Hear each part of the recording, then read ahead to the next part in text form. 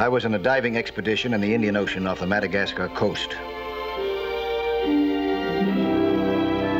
I'm Mike Nelson. With me was Joe Ainsley, the organizer of the expedition. We were descending slowly, giving our bodies every chance to adjust to the increasing pressure because we were going deep.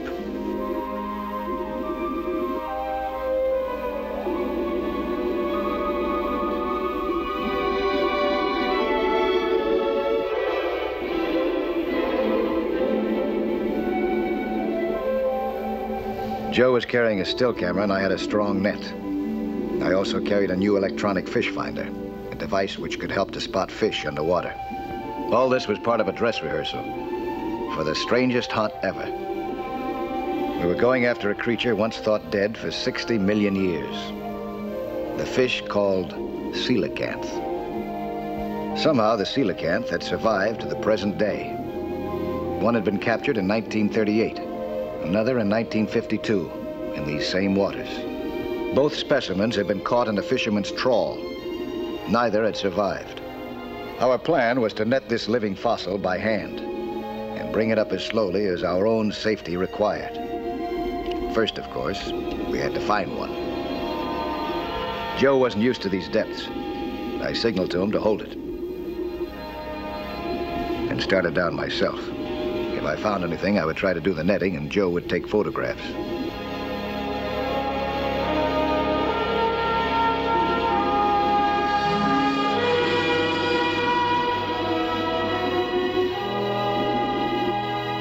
The fish finder began to register a steady movement about 20 feet below. I thought I'd left Joe where he'd be out of danger. But only a few instants later, a cold downdraft pulled Joe head over heels right toward me.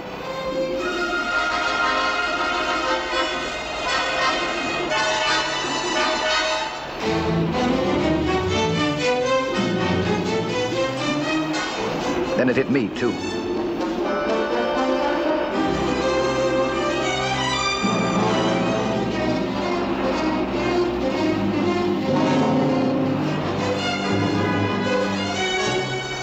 It took us down, deep.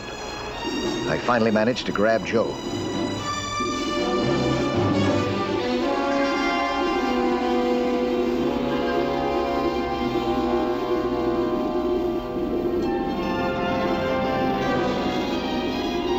Got us both out.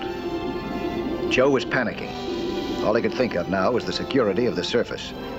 Before I could stop him, he had shoved me aside and was on his way up. In his panic, he was forgetting to breathe out. That meant that as he ascended and the pressure on his body lessened, the captive air in his lungs was expanding. I had to reach him before they burst.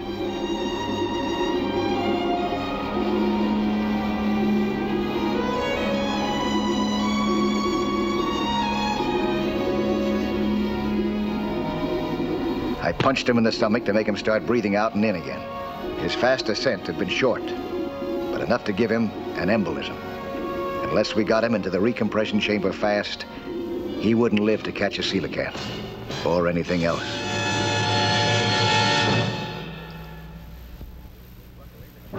Luckily, the chamber was waiting for us in my boat, along with an ex-Navy doctor, Stan Morton, and Joe's fiancée, Rita Julian.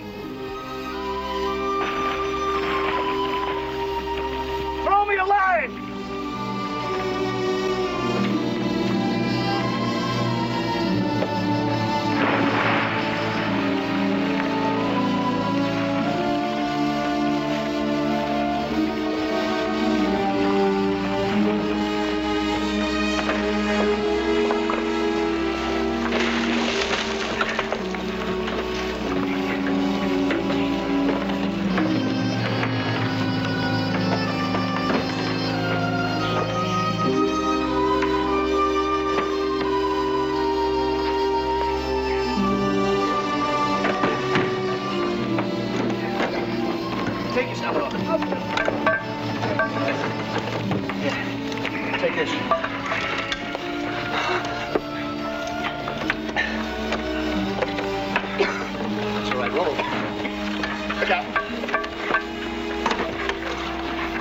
I can hold his feet, huh?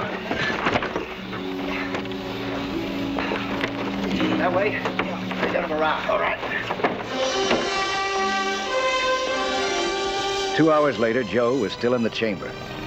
Alice Julian, Rita's mother and the widow of a famous marine biologist, was content just to know that Joe was safe. Rita wanted to know a lot more. You still haven't told us, Mike.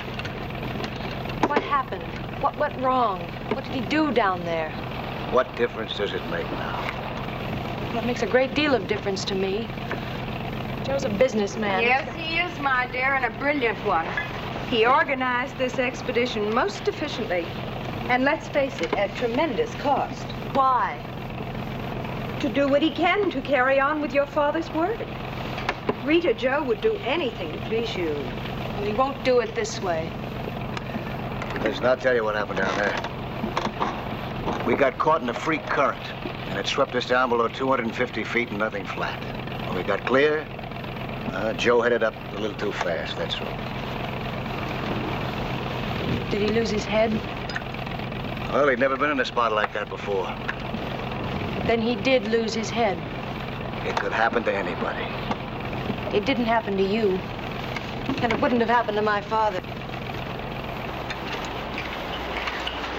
Rita, Father was a wonderful man, but even he could make mistakes. He wouldn't have made this kind of a mistake. Well, perhaps not.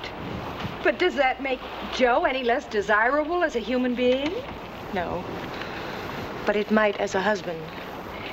Well, that all depends, my dear, on how much of your married life you spend together underwater.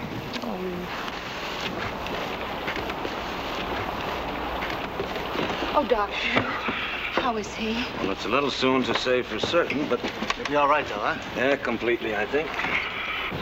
Thank heaven for that. May I go to him? I wish you would go to him. Perhaps you can talk some sense into him. Apparently, I can't. Sense about what? Well, he's bound and determined to go down again with Mike tomorrow. Why, did he say? And Joe Ainsley sets his mind on something, he keeps after it until he gets it. He's quite a man. I think so.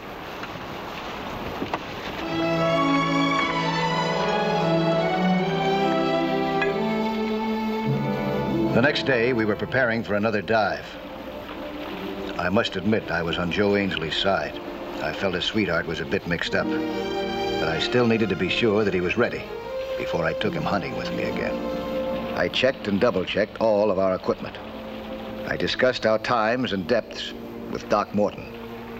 In fact, I discussed our whole diving plan step by step, making it as conservative as possible, stressing safety rather than a long, deep dive. You all set to go, Joe? You ready in a minute? This is something you really want to do, Joe, isn't it? It was when we started the expedition. It still is. We're gonna get us a coelacanth if we're lucky.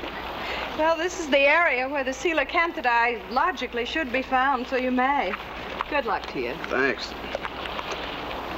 And if you do sight one, darling, keep your head, please. Yeah, I'll try. Let's go. You check your air?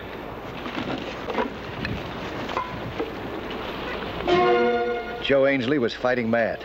So mad that he could forget to turn on his air. And that scared me, for both of us. Where we were heading, an angry decision could be the last one that a man ever made.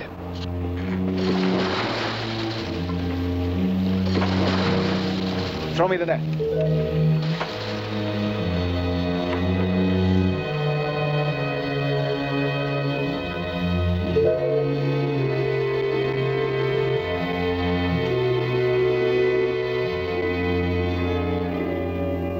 Ainsley and I worked our way slowly downward, checking our descent frequently. We planned to use the same procedure as before. Joe seemed in fine shape, no dizziness or distress. I felt fine, too.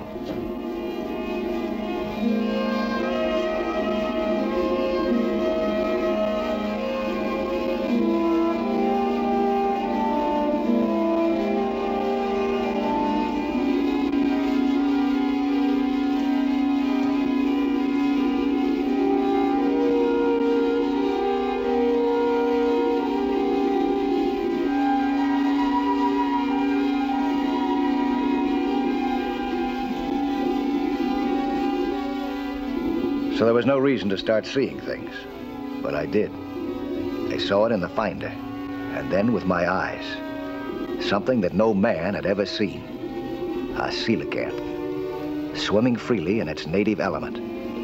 The living, breathing replica of its fossil ancestors, supposedly dead for millions of years. Joe again waited to take what could be some very important photographs for marine biologists.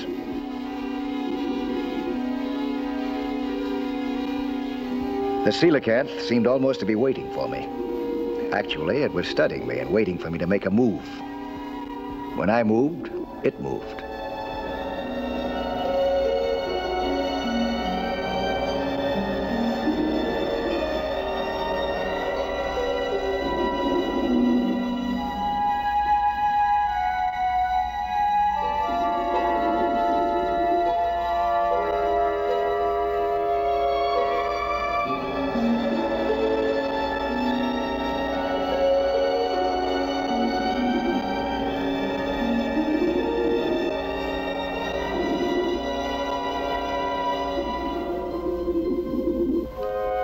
It eluded me, and I returned to Joe's station by the safety line. I'd come so close that I felt I had to make another try. Nothing had ever seemed so important, nothing in all my life. Joe insisted on coming along, and I let him. I had to capture that beautiful, beautiful, bright blue fish. I didn't realize the depth was affecting both of us, in body and mind. My judgment was becoming clouded. We were both away from the safety line and didn't see the slate when it came down.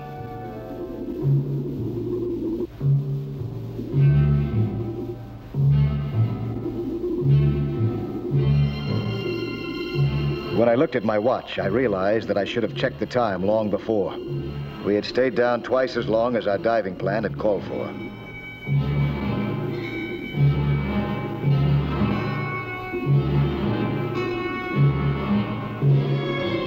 When we reached the guideline, I read the message on the slate. Must come up now. I certainly agreed. But Joe was already in pain.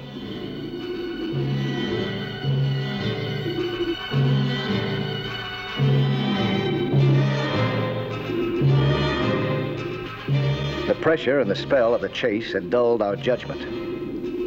That one little mistake could be big enough to kill or cripple us both.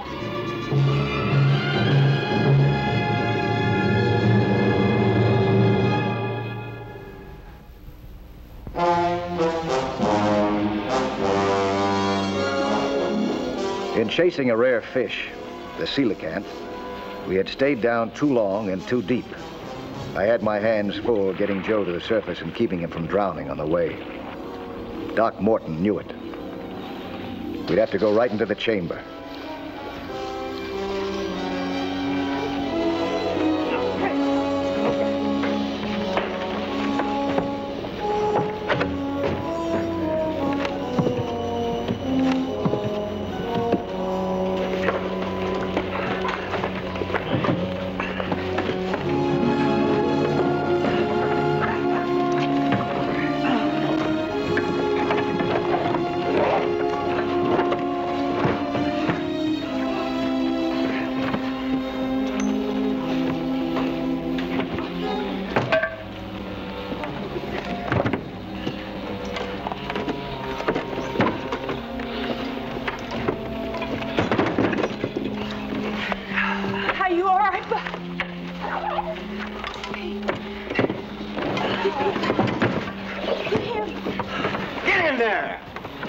Take my... Let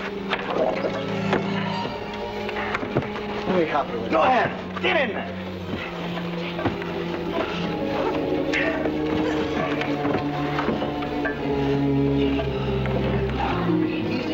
The recompression procedure was simple. It just took time. First, the air pressure within the chamber was raised according to treatment tables. This affected the harmful gases which had filtered into the systems and held them in check. It kept us from developing the terrible pains of the bends. Then, over a period of hours, the pressure was lowered, and the harmful gases began coming out slowly and safely. All the time, though, Ainsley held on to one idea. Joe's idea was to go after that coelacanth again, as soon as we could. Those were my sentiments, too. But Dr. Morton turned thumbs down on the idea. Now, look, you've had two very rough experiences within a fairly short time. You're not an Iron Man, you know. One more accident down there. Why put it on that basis? We may not run into any trouble at all. Mike, you'll be working at or below 200 feet again, won't you? That's right. Then it's just too risky, Joe. I want you to call it quits. I'm sorry, Doc. I'm going to get me a coelacanth. I promised Rita. The doctor says you shouldn't do it, you shouldn't do it. He didn't say that. There's nothing wrong with you, granted, but there's a potential danger. There's a danger in anything. Sorry, gents. You're going to have to do better than that.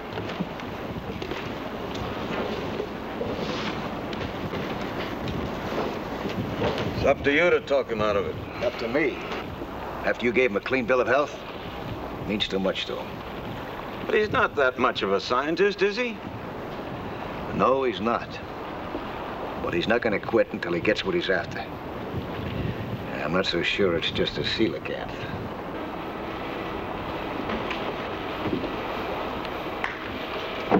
There's a coelacanth down there, at least one. We've got to find it. Let Mike do it. He's the expert. Alone? Not a chance. I wouldn't let him. Joe, I don't want anything to happen to you. It would kill Rita. Really, it would. No, nothing's going to happen to him. Well, you can't be sure. Mrs. Julian, this is something I must do. Why? To prove yourself to Rita? I've got news for you. Capturing a coelacanth would make me feel pretty good, too. Yes, but killing yourself to do it won't accomplish a thing. She can't marry a ghost. Oh, now, Joe, I'll talk to her. She's silly and childish, even if she is my own daughter. But she does love you. I hope you're right. Right about what? Oh, hi. About coming on this expedition, even if we don't catch a coelacanth. Is Mike going down again? Yeah, I'm going down with him. I don't think you should, Joe. Why not? Because I don't think you have the temperament for this kind of work. Well, look at what happened to the pictures. So maybe they're not the greatest underwater shots in the world. Joe, they didn't come out at all. You're kidding. No, I'm not kidding. You apparently got so excited you forgot to turn the film. Double exposure? Octuple. 8 exposures on the same negative. Face it, darling, this just isn't your dish of tea. Excuse me, I think I'll tell Mike to get ready. Joe, please.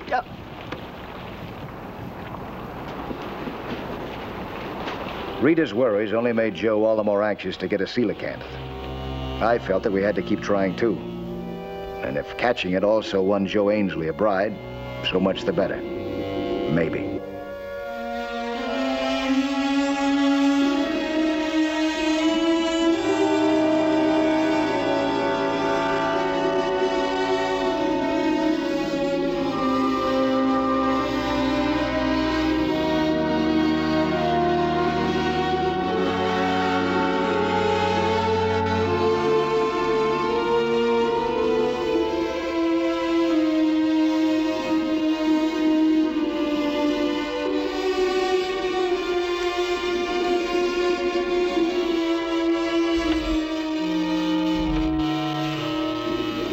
My indicator said there was some kind of big fish swimming slowly by, about 30 feet off.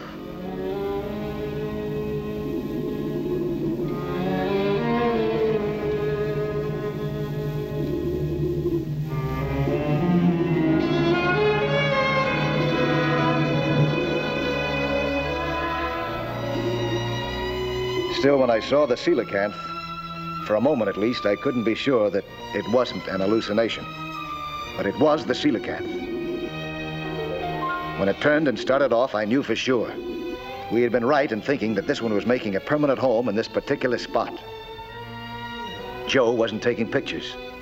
I didn't find out why till later. He was beginning to black out.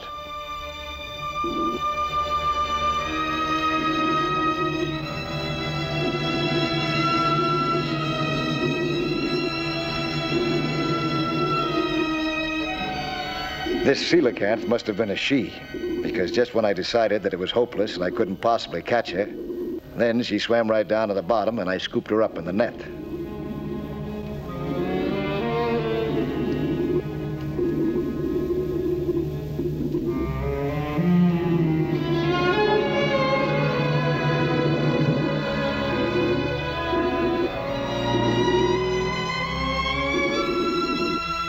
I saw why Ainsley had skipped the picture taking. Joe was showing very clear signs of anoxia.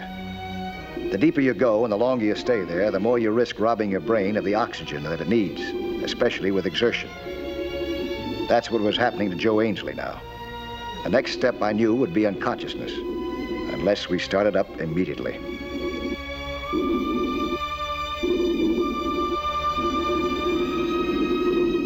He couldn't even keep his air hose in his mouth. So now I really had my hands full, supporting Joe and trying to hold on to the coelacanth.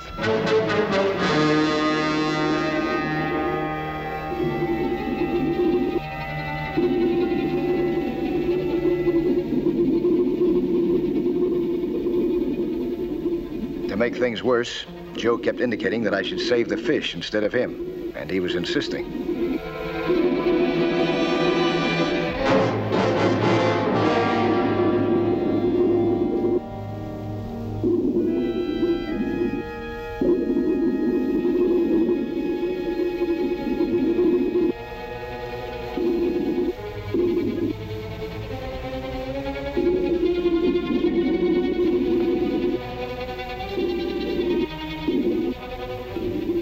But Ainsley was in worse shape than I had realized. He was passing out. I'd have to give him my full attention. Only I couldn't. The coelacanth would slip out.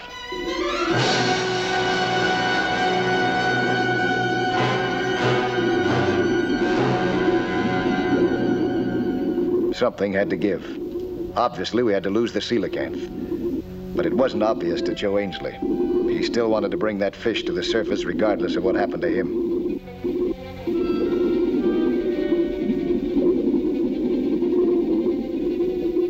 I let the fish go. Despite Joe's objections, the coelacanth had to go back down to freedom so that I could get him back up to life on the surface.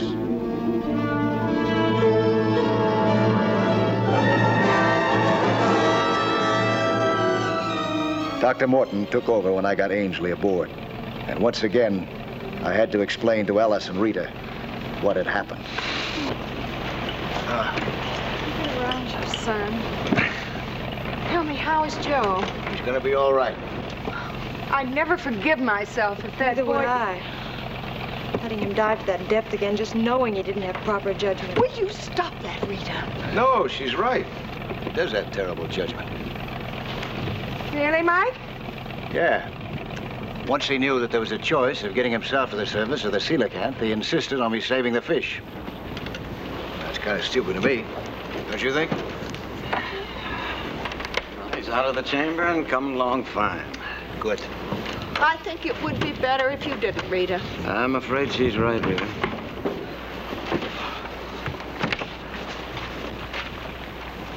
Mike, is what you said true? About saving the coelacanth? Yes. Yeah, it's true. I'm sure glad you weren't that dumb. I think I'm dumb. No. I think you're wonderful.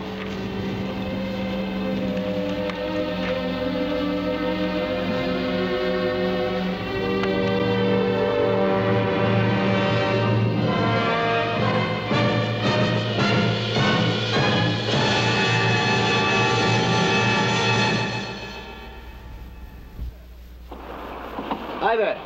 I'm Lloyd Bridges. Skin diving is certainly a lot of fun, and it's full of adventure.